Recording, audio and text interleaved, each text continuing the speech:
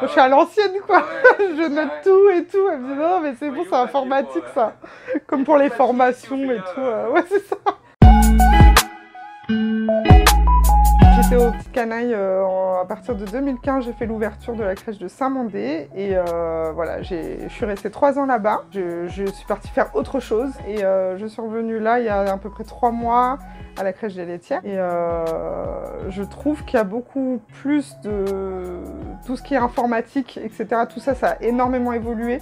À l'époque, on pointait avec les feuilles et on pointait rapidement, mais tout ça, ça a changé. Je trouve que c'est vachement plus pratique pour nous, pros, de ne pas avoir à calculer les heures sup, les heures en moins, etc. Là, au moins, on a une charge quand même mentale en moins. Il y a un CE aussi aujourd'hui qu'il n'y avait pas à l'époque. Voilà, donc c'est plutôt pas mal quand même comme avantage. Avec l'ICAR, j'ai fait une formation sur les neurosciences, l'âge mélangé, etc. Toutes ces choses qui regroupent vraiment plus mon côté EJE en crèche. Et moi, j'avais pas fait de formation depuis les Petites Canailles, justement, depuis 2018, quasiment.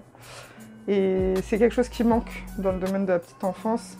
On n'a pas forcément le budget, on trouve pas que c'est quelque chose de prioritaire, alors que selon moi, c'est essentiel en fait. Et on a ce besoin de toujours se former, toujours apprendre aussi, et même se remémorer les bases, hein, même si on les sait. Niveau un peu posture et tout, bah, c'est vrai que d'être assis au sol tout le temps, machin, bah, Aurélia, elle nous a acheté des espèces de dos agiles, des trucs vraiment pour avoir le dos droit au sol. Donc c'est vrai que ces petits trucs-là, ça compte. Globalement, je trouve que c'est appréciable d'avoir toujours des avantages différents. Chaque année, ils se repositionnent vis-à-vis de professionnels qui travaillent là.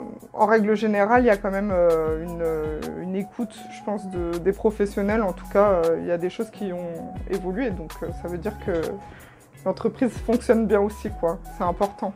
Rien que ce que vous êtes en train de mettre en place là, hein. Je pense pas que toutes les sociétés de crèche se cassent la tête à faire des petites pages Instagram, à essayer de montrer un petit peu vraiment ce qui se passe dans les structures, à essayer de mettre en avant leur projet pédagogique, donc ça c'est vraiment un plus. On s'organise toujours par rapport au planning, s'il y en a une qui a besoin pour telle ou telle raison en fait, par rapport à ses enfants, qui a un rendez-vous médical ou autre, il n'y a pas de problème, quoi. Chacun est à l'écoute de l'autre. C'est vraiment une crèche, comme je vous dis, où tout le monde s'entend super bien.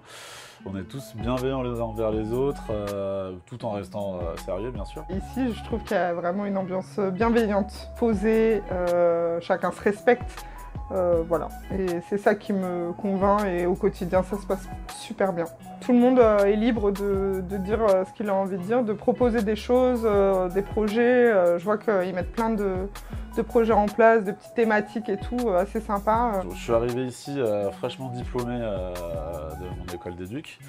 Et je me suis dit, bah allez, je vais rester 1 an ou 2 maximum, histoire de me faire un peu une bouteille, et puis après aller dans une autre crèche pour avoir un poste en ayant un peu, voilà, bien dans mes pompes et tout. Et au final, bah, ça fait presque 7 ans que je suis là, quoi, parce que le projet pédagogique est super, les collègues sont cool, la directrice est top, enfin, pourquoi s'en aller quand on est bien, quoi. Donc, c'est plaisir de venir travailler.